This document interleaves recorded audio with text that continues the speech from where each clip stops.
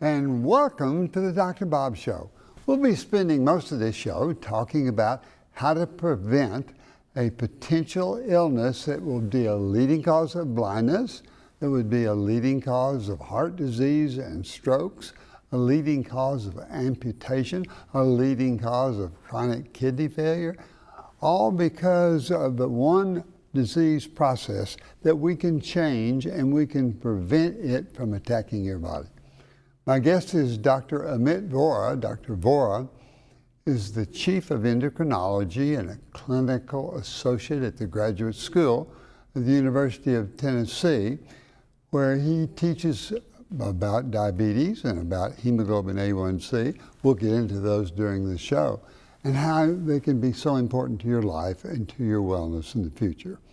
I'm Dr. Robert Overholt. I'll be your host for the next 30 minutes on the Dr. Bob Show. And during that period of time, we will learn how to be healthier and be happier and have a more productive life.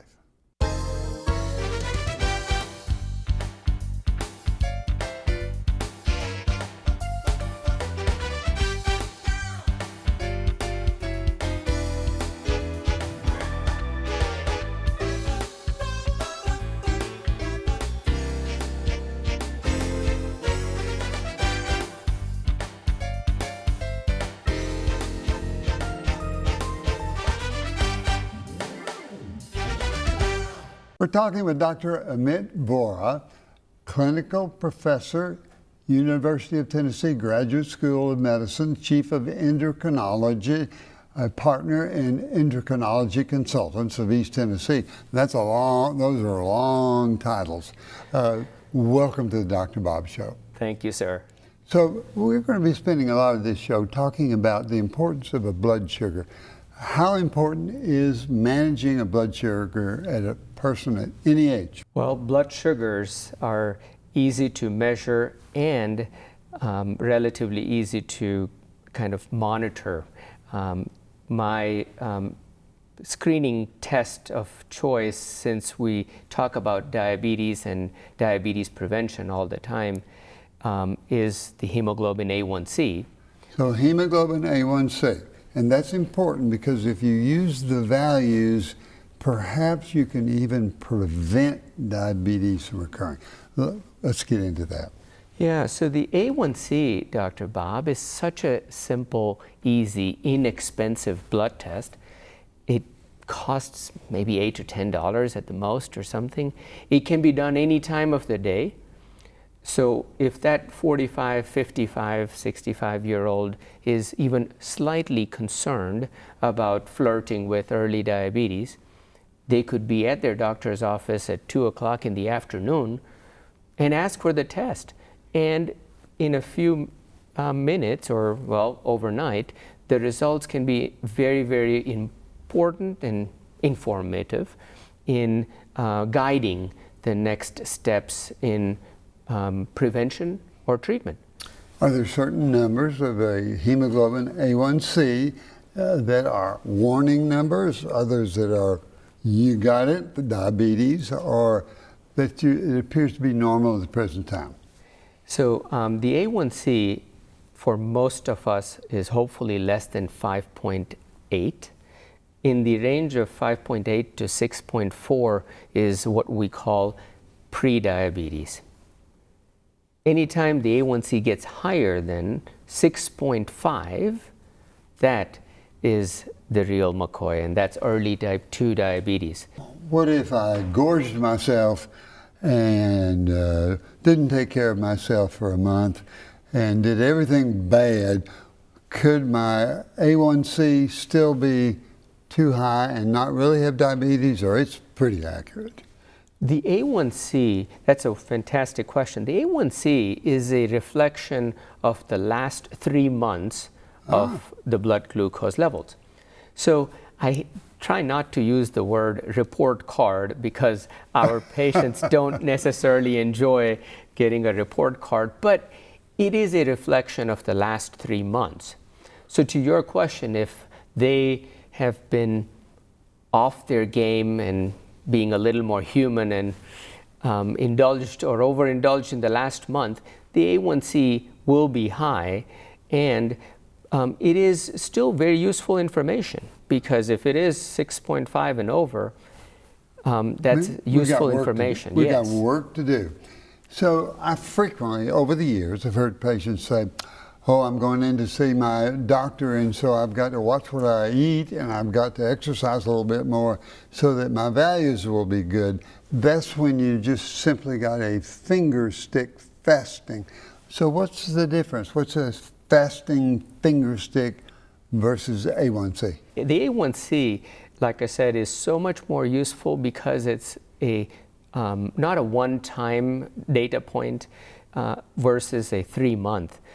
The other thing that we're using more and more are these glucose sensors, because they, instead of just giving a one point in time, like you said, if somebody knows that they're going to the doctor's office and they clean up their diet, and their glucose level that morning may look good, but it's not the whole story.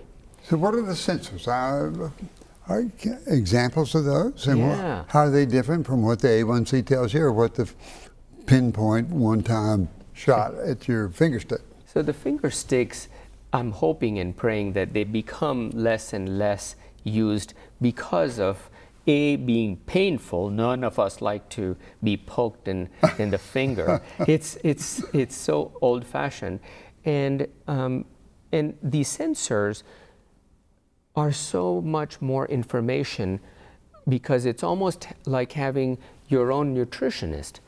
If I'm wearing a sensor, I don't need anybody else to tell me what that bowl of pasta or lasagna did, because it's going to show up as a spike on my sensor, and it's good for 2 weeks. Where do you put this sensor that you're talking about? Yeah, these sensors are becoming less expensive. They can go in the arm, they can go in the belly. There's more and more vendors coming up with better sensors, and having just a sensor is kind of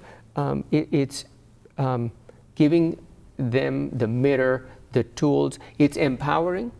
It's engaging. Nobody likes to be told, do this, do that, eat this, don't eat that. But if they have a sensor, it continuously gives them feedback and tells them, you know, if you walk a little more, the blood glucose went down.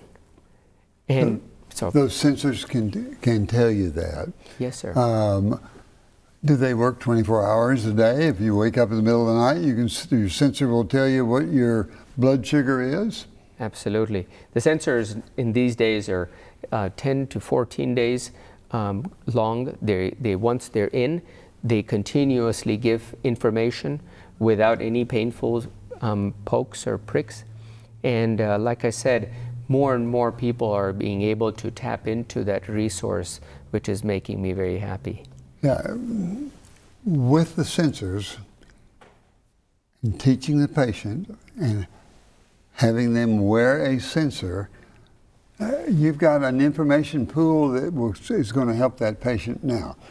How does it help the patient? If it says, yes, your blood sugar is a little bit high, be careful, then you have to get on a plan with your doctor. Yeah, so to get the most out of information, of this wealth of information, it's nice to have a nutritionist or a diabetes educator or the doctor or such to kind of set the normal data. So, you know, what can I expect my blood sugars to? What is normal glucose after a meal? And it's a very commonly asked question.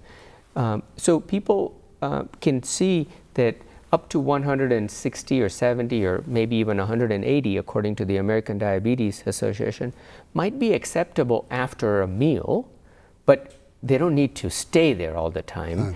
And so we like to think that when we give a sensor to somebody, we want to also chase it with a good scaffolding of information so that they can get the best out of that tool.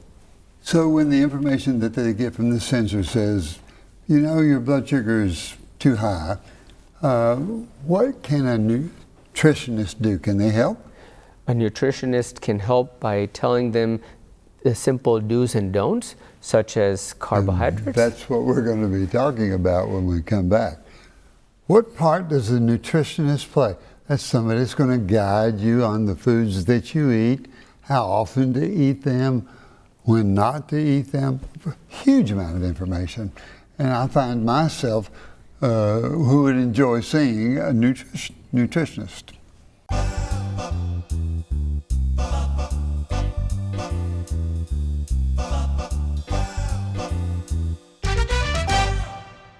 Outdoor Knoxville encourages you to get out and play in our Knoxville area parks. Knoxville has dozens of parks and more than 85 miles of trails. There are picnic shelters, ball fields, tennis courts, and disc golf courses, as well as dog parks, fishing ponds, and skateboard parks. There are trails for hiking and mountain biking, boat rentals, wildflowers, wildlife, you name it, Knoxville has it. To find a park or greenway near you, visit OutdoorKnoxville.com. Get out and play. It's good for your health. We're talking with Dr. Amit Vora, Clinical Associate, Head of Endocrinology, University of Tennessee Graduate School of Medicine, and partner in Endocrinology Consultants of East Tennessee. We're talking about hemoglobin A1C. We're talking about controlling blood sugar. We're talking about how that can improve your health. And we got into nutrition. And we're going to spend a little time talking about nutrition. So if somebody has an elevated A1C and they're advised to see a nutritionist, what comes out of that? The big picture of diabetes prevention hinges on understanding the currency of carbohydrates compared to proteins and healthy fats. And so while we say that one size of recommendation may not fit everybody, it's fair to suggest or recommend being very mindful of carbohydrate intake. So the easy carbs are the pizzas and the pastas and the potatoes and the sugar beverages. Are they good for you or bad for you? Bad for you. So they're bad for you, basically. So we want to try and replace them with better carbohydrates, or with better fats, or with better protein. All of the three. Better carbohydrates are high fiber carbohydrates, better quality protein, and high quality fats, all of those. So the simple carbohydrates quickly make the glucose levels go up, and the complex carbohydrates that have a high amount of fiber, they don't do the same. So better quality carbs and better quality protein. In general, fiber is good for you. It will help pull cholesterol out of the system, and it regulates the GI tract better. So we want to change all of it. Is that easy to do with the guidance of a nutritionist? I think so. I think a lot of people are just eager to learn, and they've not been educated about just some simple things. And our nutritionist will sometimes even go with them to the grocery store as a small group and say, okay, look at the label, see what's happening. And it's eye-opening sometimes. Now, a lot of people don't know how to read the labels, which is so important, and then get an understanding before you go what you're going to purchase and what meals you're going to use, so under the guidance of a nutritionist who is your slave driver, or guider pleasantly. Well, they're a good coach. It's popular, misconception is the nutritionist or the doctor is going to say, give up everything that tastes good. Yeah, well, tastes good, don't eat it. Yeah, and eat broccoli and cardboard and nothing else. and we don't do that. We want to do a good balancing act. I always tell people God made one mistake. He made food taste too good. So foods taste good, but we can guide the good tasting foods and eat them properly and come out with a good outcome, I think is what we're saying. Sure. Who should be screened for a hemoglobin A1C, and why should they be screened? I am so glad you asked. This has been a passion of mine, and I think a lot of people in this space. Dr. Bob, 1 out of 3 people in America, that's 100 million people in just US, have prediabetes. across the globe, that number is also going up big time. Now, what's interesting is 9 out of 10 people with prediabetes, 9 out of 10, don't know it. So anybody should be really screened, but that's probably not fair to say. But anybody who's overweight, that's 2/3 of the population. Yeah, isn't that a shame? And there's sort of an epidemic of obesity. And is a nutritionist expensive? So nutrition services are unfortunately getting a little tricky, but they're not expensive. It's just that the sad commentary is access to a good nutritionist can sometimes be challenging. What are the big barriers? Finding the one who's good? Finding the one who's good for your personal problem? Finding a good one and getting coverage for nutrition services can be a little bit of a problem. And then there's just not enough nutritionists in town. Do the grocery stores educate the customer to eat better foods, or not necessarily so? I don't think so. Yeah, I think it's... put it up for grabs. Yeah, yeah. Well, any certain books that, simple books on nutrition, on eating properly, staying healthy? When I go to the bookstore, I see all sorts of wellness where teaches people about how much exercise, what kind of exercise, what kind of foods to eat, when to eat them and when not, fasting diets, a lot of very interesting and well informed information for the public. So do you agree with that statement? I do. And my nutritionists have a cheat sheet of all these apps and websites because, as you know, everybody gets an app to download. It could be a free app, something like MyFitnessPal or Calorie King, or several of those apps are free or very inexpensive. But it brings about mindfulness. It tells them, okay, I ate 60 grams today already, so I only have 15 more to go, or 50 more to go, whatever the nutritionist has kind of recommended. Mañana, I'll cut down the foods tomorrow. That's usually my excuse from that sort of standpoint. The end result, is it the scale? Is it change in your blood sugars? Change in your hemoglobin A1C? What says you're doing a good job? Yeah, sometimes it's the scale. Sometimes we see people who don't even have a high BMI and they're knocking on the doors of diabetes. My A1C was slightly high. I like to think I'm not super overweight or such.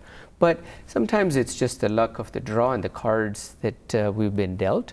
So to answer your question, the results could be mainly in the A1C, but also in terms of the body weight. There are new medicines that are coming out that help people lose weight, and it's becoming more than a fad, and people are using this, and they are losing weight, and it does apparently statistically cut down on the incidence of cardiovascular disease and problems.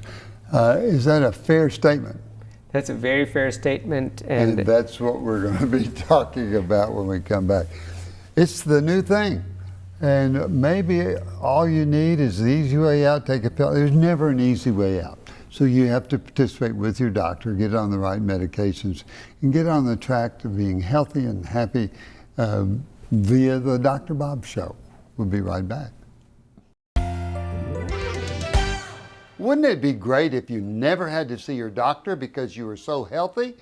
Hello, I'm Dr. Robert Overholt, and I'm here to discuss the governor's initiative for a healthier Tennessee. Remember to be exercising on a regular basis and eat better foods, more fruits, more vegetables, and if you're smoking, stop. I'm Dr. Robert Overholt for a healthier Tennessee.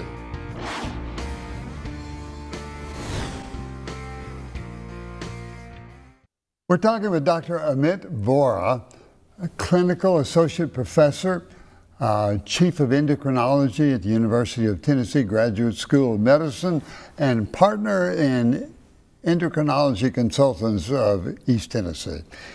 We're talking about the new medicines, new craze, the medicines that you can take that will help you lose weight, that will help you get healthy. So tell me about those drugs again, and which ones are difficult to get and which ones are easy for the physician to write. The popular class of these injectables are semaglutide or Ozempic and Wegovy, Mounjaro, Trulicity. They are molecules that are promising in that they help a significant amount of people, a big bunch of them, lose a fair amount of weight. They also help reduce the risk of heart attacks and strokes. So the number one cause of mortality in our patients with diabetes is heart disease. Well, these molecules help likely prevent diabetes because of the promise in weight loss, and they also help reduce the complications such as heart attacks and strokes. The challenge has been, and you know this, all over the country, everybody wants to put them to work. They're going to any place they can lay their hands on it. But I'm hoping that access becomes easier for a lot of people in the diabetes space and maybe even in the pre-diabetes space. So I'm hoping that one of these days will make it more accessible for a lot of patients. Yeah, because in the bottom line, if the patient is able to have access to these medications, they will be healthier, they will live longer, they will cost the insurance company less money, and it'll be a win-win situation. Now, you said Mounjaro, Ozempic, Wegovy. So with those, is there one that seems to be easier to have access to versus the others? All right, it just depends. Everybody's different, and you have to go to your computer and see which one that insurance company will make less of a financial burden. Yeah, I think it's more of the latter. I think when we're looking at which one to try to use or for our patients, we're leaning on which one is best available or accessible. So there are minor differences in the family of molecules, but I say whichever one I can get for you is the one you'll get. And that medicine, well, they have a tendency to make the person lazy. So I'm on this medicine, I'm going to lose weight, and it's going to make my blood sugar come down. And so why do I need to eat properly? Why do I have to exercise? Why do I have to watch what I do? How do I have to be sure my sleep pattern's good? All of the things that are part of the whole picture of staying well, which makes you happier and healthier and more productive in society. So how does it keep from being lazy? Because I would be afraid that I would get lazy if I knew the shot was taking care of things. Now you said injectable. Yes. So where do you inject it? It's injected in the belly. It's important to continue weight training, eating smart, because we don't want muscle mass loss. We don't want people to just lose the weight. And again, I say this all the time. It's the A, B, and C of diabetes. The hemoglobin A1C, we cannot forget the B and the C, which is blood pressure control and cholesterol. So it's the A, B, Cs of diabetes care, not to just be focused on the A1C. So there's a lot that goes into taking care of the human organism to keep that healthy, to keep the blood pressure good, make sleep habits good, to make the body weight good, to make it where the hemoglobin A1C controls their output and pattern of life so that they don't get cardiovascular disease. Is that pretty much it? Is it a lot more difficult than that? Do patients make it difficult, or everyone's different? I think that if we could just handle those basics, and you touched upon a few other things, if I were to add in addition to the ABCs, you talk about sleeping well, staying active, smiling, having a cohort of good friends. Well, just sleeping well reduces insulin resistance, helps the cortisol levels come down, brings the glucose levels down, memory. So, in addition to the ABCs, those are things that you've talked about, and they are extremely helpful. It would be nice if we had 20 doctors that could be responsible for all those things. But let's remind everybody the things that we like. Number one, exercise. Exercise will help the blood sugar go into the muscles and will help lower and regulate your blood sugar. Sleep. You need 7.5 hours sleep. Be sure that it's good sleep. If you snore or if you have obstructive sleep apnea, be sure that you take care of that, because it will lead to other illnesses that will make you set up for heart disease later on. Be sure that you're eating properly. If you have to see a nutritionist, see that nutritionist. Get a group of friends that you can enjoy and laugh with.